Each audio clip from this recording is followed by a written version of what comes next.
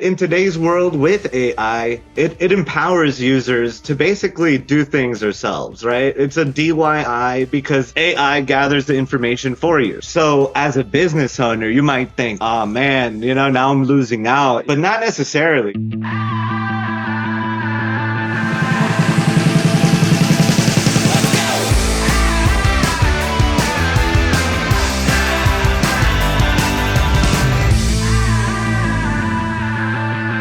What happens when your business has interactions by AI and no longer a human is reviewing your website?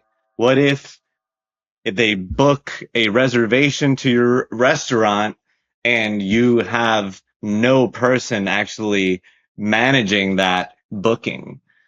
This is what we're going to talk about today, right, Chris? Yeah, guys. Welcome to Google Business Buzz. We're small businesses. Learn how to rank higher, get more calls, and grow faster. I'm Chris. This is Henry. And now we're going to be breaking down some of the latest search marketing news and basically how people are changing search. AI is changing search, and why your website matters a whole lot more. And we got Henry here with the technicals, and we're just going to dive into it. That's right. What we're trying to do is give our listeners, our audience, current information about big tech and how we can use that, leverage that, and make that into profits for small businesses across the country. And we have to, stay up to date with these things to keep our listeners and our audience up to date. And today we want to talk about Google Ads and how AI overviews and AI mode is fitting into this Google Ads paradigm. Google came out and assured their advertisers that AI overviews and AI mode will include Google Ads either above, within, or below the AI overview section. And this is, something that they didn't start off with because they were trying to generate the authority, the trust for their AIs, for Gemini. And now we can see that, advertisers have probably been complaining about this because they're not getting the clicks that they were used to. They're not getting the leads that they were used to. What's your takeaway here, Chris? What do you think is happening? Why are they allowing this now? Well, I was reading an article on Search Engine Land. I think the numbers are not going to be 100% perfect as they come out of my mouth, but I think it was like the click-through rate is getting cannibalized, and the click-through rate for other paid and organic places to click has gone down like something like 30 to 40% when the AI overview is present. Which is, something I was just talking about. I was at a trade show this past weekend up in Orlando. One thing I always tell our clients and our prospective clients, Google would very much like your money. They want you to advertise. And if you are advertising with no or poor results, you're not going to be very incentivized to advertise or spend more money. So if Google found that the AI overview is negatively impacting paid ads that much, then they had to make a change, and they had to make paid ads more viable. So to me, it makes a whole lot of sense that they're, I've noticed it. We alluded to this, I think, in our last episode, that sometimes I see the ads above the paid above the AI overview. Sometimes I saw them below. It makes a whole lot of sense though for them to change it up because they gotta make a buck, and they have to give people a reason to advertise. Completely. And, they're taking it a step further. Just like this week, they announced that they are doing away with dynamic search ads, and they're transitioning all of those into AI Max for search campaigns. So they're making moves on the SERP as far as how Google Ads interacts with AI and AI overviews, but they're also making moves within Google Ads to allow AI more control over certain things. Now, if you remember, dynamic search ads pulls the content directly from a website and basically creates the ads for it. This gives it a AI tint, right? And more of a more control to AI, less, random things happening with dynamic search ads. How do you feel about this? Like, this is another integration for AI in Google Ads. Yeah, I mean, I think what was the is it dynamic keyword insertion was always in ads, or something that had been an ad. So I think it makes a lot of sense for Sure. them to be using AI to change how the ads are displayed, because, frankly, if somebody sees something that is related to what they're searching for, like almost exactly, which I'm sure the AI can come close to replicating that, then it's going to increase the click-through rate and probably increase the possibility of a conversion. So, and why not use AI? It makes everybody's life easier, right? For the most part, I use AI to do a lot of my mundane tasks, and if Google has decided that they want to leverage Gemini to help serve better related ads to searchers, then I think it makes a whole lot of sense. Awesome. Awesome. And great transition to our next topic, agentic AI. You said it. AI's taken over our mundane tasks, and I couldn't be happier. How many times have I had a thought, hey, I should get, my wife some flowers, or, Mother's Day is coming up. I got to start thinking about a present. And the thought passes and I don't do anything because I've been, busy or distracted. And that happens to me a lot. Now I use AI to help me do that research. I've even used AI to help me book restaurant reservations. And this is, something that's so helpful. I don't have to deal with, talking to anybody. I don't even have to pick up my phone and actually dial the restaurant. What's next? I'm going to be so happy when I can just have AI on autopilot, remembering people's birthdays and special occasions, and then, just having the history of what I've bought so that I don't repeat the buying experience. I don't get them the same present. And then, automatically it just arrives and tells me, hey, it's so and so's birthday. This is their present.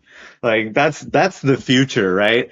But where does Google and their AI get this information from? And that's really what's important. Like, Chris, explain to us and our audience, like, what is Google using and verifying to, allow their agents to do this type of work for us? Well, good news for all you small businesses out there that have been marketing.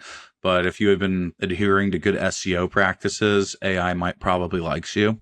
They're looking at your website. They're going to look at your Google business profile. They're going to look at other directory pages. So by having that good, fruitful information that had been, helping your Google rankings the entire time, you're going to be helping out. You're going to be helping AI. Really, the website's super important. Having blogs, Q&A, FAQs, Q&A sections on there, stuff that's really conversational and stuff that's really intended to actually help people and give real information that's what AI is going to look like. When you do when you do a test search, whatever you're searching for, who can replace my water heater? Who's the best heavy duty towing company in St. Louis, Missouri? I mean, Google is showing you on the AI overview. They show their sources. It's websites. Mm-hmm. It's Yelp a lot. They really seem to like Yelp. If you have a rockin' Facebook, it's your Facebook page. We talked about Big Boys last episode. Big Boys Towing, who has 50,000 followers. Their Facebook's prominent enough that the AI overview is pulling from there. But really, it seems your website seems to be the most important place to find information. Yeah, no, you said it, dude. And another, like, really, really crucial part of that website is the load speed. So AI doesn't have time to wait for a website to load. If it doesn't have that content load quick when they're searching for it, when the AI is searching for it, they'll move on and they'll book and they'll find, a faster website that is actually, more interested in getting that booking or that conversion. So everything you said is true, on top of, making sure your website is super fast, mobile friendly, has zero obstacles for users and now for AI. That is crucial. Yeah, and again, that's like that technical SEO, that we should have been doing. You should have been doing all along. Making it a good user experience. Because if I go to your website and it's taken forever to load and the images are all broken, and I'm gonna leave your website, and Google notices that, and so the AI is probably even more impatient than I am. So you got to make sure that it's performing well, and it's something that is appealing to the human eye and to the robot eye. 100%, 100%. And you said at the beginning of this section, if you've been doing SEO as a small business, AI probably likes you, and that couldn't be more true. I think you spoke something that's so important, because like I've even noticed it when I go and I speak to Gemini and I'm researching something, or asking where, I'm going to visit Key West in a couple of weeks, and I'm looking for a spot to chill, to eat. I want to watch a comedy show. I know it's really good and important over there. So with all of that, I go back and forth with Gemini, and Gemini has the context of all of my searches, of all of my emails, even of the photos that I've had that are on my Google, photo gallery. So with that in mind, they're going to be like, okay, this guy actually is taking pictures of this kind of food. Let's show him that these are his preferences, right? And when it gets so personalized for a user, the AI is searching for these specific attributes in different Google business profiles, in different websites, in different Yelp profiles, like gluten-free. That is such an important search term for people that have, gluten allergies, or, I really don't like seafood. So if I go to a seafood place because my wife likes it, I'm hoping and I'm making sure that they have a meat or a non-seafood option. And, AI knows all about this because of your history. And the more you give it, the more you allow it to know, the better it will be for you as, the user of that agent. So SEO is super important. You got to get your information everywhere and as much as possible. It even has to be like, yeah, you can't overshare now. Like, you really can't. Just tell your website everything. There's a thing called the weird question audit. And basically ask Google or ask Gemini, ask ChatGPT a weird question that that your website has, and if it pulls it up, then you're good. If not, if there's a weird question that your business does provide a service for, like, hey, I'm needing a tire change, but it's not just any tire change. It's a tire change for this specific brand, this specific model, make, year. That's a very niche question, right? And if you have that information on your website, you're set. You're going to get that search. You're going to get pulled up. But if you don't, you got to look into adding FAQs. You got to look into adding more content. Websites have become more and more important with the advent and the rollout of AI.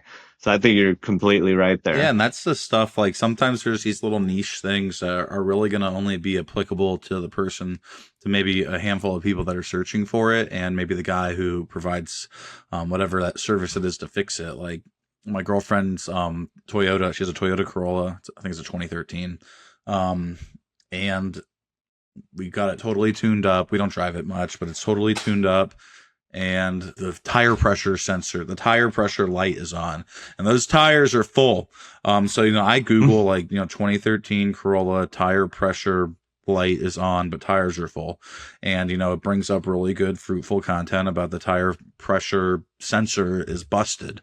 And that's pulling, that's a very specific, kind of search. And that's the person who pulled it up had very specific, that person that was pulled up on AI, on the AI overview, had very specific, pertinent information to me. So they had great content on their website, and we're not going to fix it because who cares about the tire pressure sensor? But if I was going to fix it, I would have called them. They they had the answer to my they had the solution to my problem.